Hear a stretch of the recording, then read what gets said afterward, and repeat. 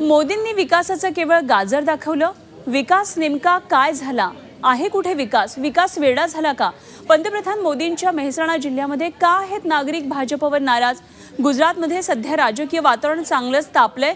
सकाळी सकाळी चहाच्या स्टॉलवरही वातावरण तापलेलं होतं. आमचे विशेष प्रतिनिधी विनोद पाटील यांनी पंतप्रधानांच्या मेहसाणा जिल्ह्यामध्ये एका चहा स्टॉलवर गरमागरम चर्चा घडवून आणली. गुजरात विधानसभा निवडणुकीचा प्रचार आता अखेरच्या टप्प्यात आहे आणि तो शिगेला पोहोचला आहे. मी आता आहे नरेंद्र मोदी यांच्या जिल्ह्यात मेहसाणात आणि मेहसाणाच्या एका चहाच्या स्टॉलवर मी आलेलो आहे. मोदींनी चहाला एक ग्लोबल स्वरूप प्राप्त करून दिलं आणि ही चहा पिताना नेमक्या त्यांच्या जिल्ह्यात काय चर्चा सुरू आहे हे आपल्याला जाणून घ्यायचं आहे. आपल्यासोबत मेहसाणाचे काही रहिवासी आहेत, काही नागरिक आहेत. हमें बताइए अभी गुजरात में क्या हवा चल रही है? अभी कांग्रेस की हवा चल रही है. वो मोदी जी ने वो विकास विकास बोलता, दूसरा कुछ बोलता नहीं विकास सिवाय. कोई जे क्या आप करेंगे, अगौ क्या करेंगे वो तो बोलता नहीं. विकास किया क्या विकास किया उसने? तो सबको ऐसा किया है. देखो गरीब ही गरीब है और वो श्रीमंत है वो श्रीमंत है. कुछ किया नहीं. वो भाजपा पहले कांग्रेस आएगी और भरत सिंह सोलंकी मुख्यमंत्री बनेगा, गुजरात का सिंह बनेगा. मुझे बताइए, भाजपा और मोदी जी हूँ विकास हूँ गुजरात कर रहे हैं, उधर कांग्रेस बोल रही विकास पागल हो गए. आप क्या कहेंगे? वैसे तो लगता है कि विकास सचमुच पागल हो गया है, क्योंकि गुजरात इस बार लड़ रहा है बेरोजगारी से, गुजरात लड़ रहा है किसानों पे हो रहे अत्याचार से, गुजरात लड़ रहा है महंगी शिक्षा और महंगे मेडिकल सर्विसेज से. तो इस बार गुजरात में आम पब्लिक और बीजेपी की लड़ाई मुझे लग रही है. तो इस बार बीजेपी नहीं आएगी.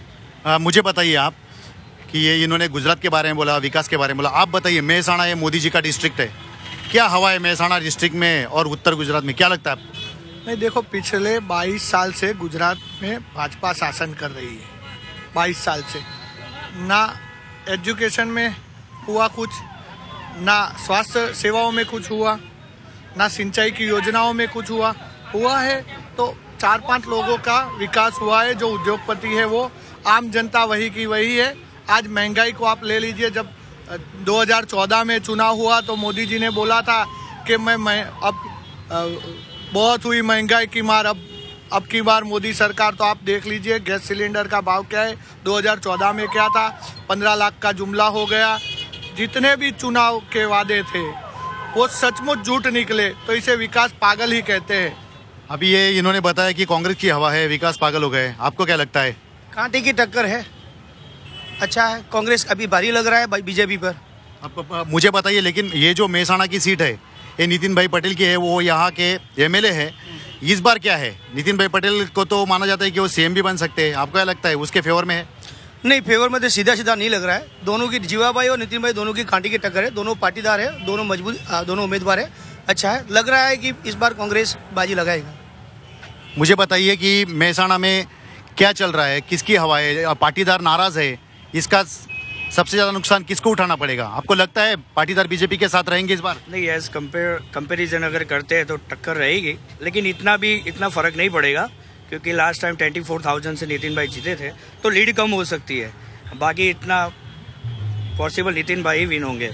लेकिन पाटीदार नाराज है, उसका कुछ नुकसान होगा? आप देखिए, 2,59,000 वोटिंग है यहाँ का. 48,000 पाटीदार कौम है, बाकी की 2,11,000 है. उसमें से आपको सोचना चाहिए कि क्या होने वाला है. ये आंकड़ा गलत है. 2,54,000 मतदाता है, उसमें से 60,000 से भी ज्यादा आज का अखबार यहाँ का जो निकलता है उसमें 64,000 पाटीदार, दलित, मुस्लिम, ठाकुर, क्षत्रिय, सारे समाज के जितने वर्ग है गुजरात में, आज वो बीजेपी से नाराज है. जो बीजेपी ने विकास किया होता तो इतना इनको प्रचार नहीं करना पड़ता है. 22 साल में कुछ नहीं हुआ है. वही का वही आदमी है. न सड़कें चौड़ी हुई है, सिर्फ रोड में भ्रष्टाचार हुआ है, एजुकेशन में भ्रष्टाचार हुआ है, स्वास्थ्य सेवाओं में भ्रष्टाचार हुआ है. भ्रष्टाचार का मॉडल है ये गुजरात. आप अभी इसके क्या आंसर देंगे इनको? वो बोल रहे हैं कि प्रचार है. प्रचार कौन नहीं करता? राहुल जी पिछले 2 महीने से यहाँ से घूम रहे हैं.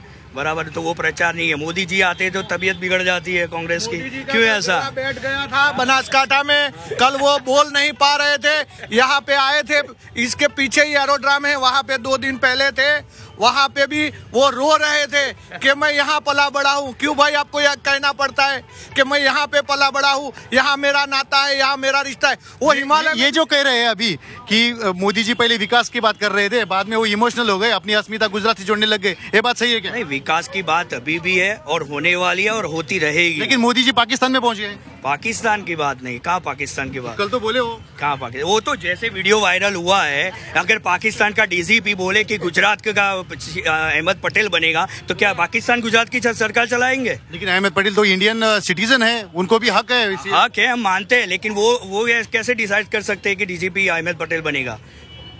जब मोदी जी गांव के सरपंच क्या सदस्य भी नहीं बने थे, तब अहमद पटेल लोकसभा का चुनाव जीते थे। अहमद पटेल एक सम्मानीय नेता है पूरे गुजरात में, कोई भी दुखद घटना हो तो अहमद पटेल फ्रंट फुट पे रहे हैं। ये बात है कि ये अहमद पटेल नेता है, नेता तो मुख्यमंत्री बन सकता है, पाकिस्तान हो या बांग्लादेश हो, क्या कह रहे हैं, ये बात सही नहीं है। आपको क्या लगता है? बिल्कुल, अहमद पटेल बिल्कुल मुख्यमंत्री बन सकता है। 22 साल में उनका नामो निशान नहीं था यहाँ पे, अहमद पटेल को कोई पहचानता भी नहीं था। अभी से ही कैसे पता चल गया अहमद पटेल आए? ऐसा कुछ नहीं है नितिन भाई, या बीजेपी सरकार ही बनने वाली है, उसमें कोई दो राय नहीं है। आपको क्या लगता है? अहमद पटेल भाई साहब को शायद पता नहीं होगा, अहमद पटेल बहुत सालों से राज्यसभा के यहाँ से ही सांसद है, लेकिन बीजेपी का पुराना रीति है कि हिंदू को मुस्लिम से बांटे। अहमद भाई पटेल के धर्म को लेके वो बात कर रहे हैं कि अहमद भाई पटेल मुख्यमंत्री बनेंगे, तो ये डरा रहे हैं कि एक मुस्लिम यहाँ पे मुख्यमंत्री बन जाएगा। तो ये जात पात पे बांटने वाली राजनीति है।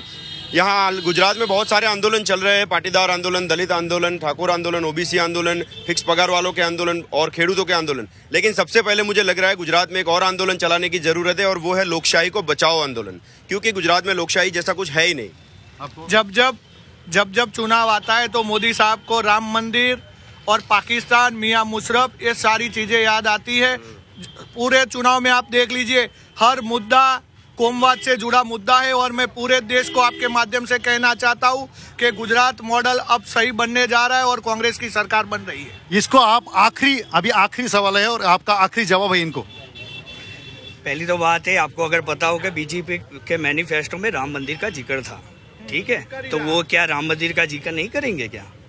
अगर राम मंदिर बनने वाला है उसमें दो राय नहीं है। 31 मार्च 2018, ठीक है, राम मंदिर बनेगा और बिल्कुल बनेगा।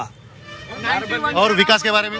विकास तो ऑलवेज रहने वाला है। यहाँ की जनता, यहाँ मत पूछो, आप रोड पे जाके पूछो। अगर 100 में से अगर 80 लोग ऐसा बोले ना विकास नहीं हुआ है, तो आप जो चाहे मैं जीभ रगड़ने के लिए तैयार हूँ यहाँ पे। क्या बात आहे.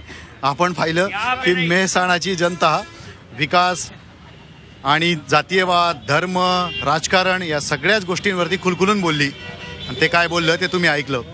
व्हिडिओ जर्नलिस्ट सुमेश भालेरावसह विनोद पाटील, झी मीडिया, मेहसाणा.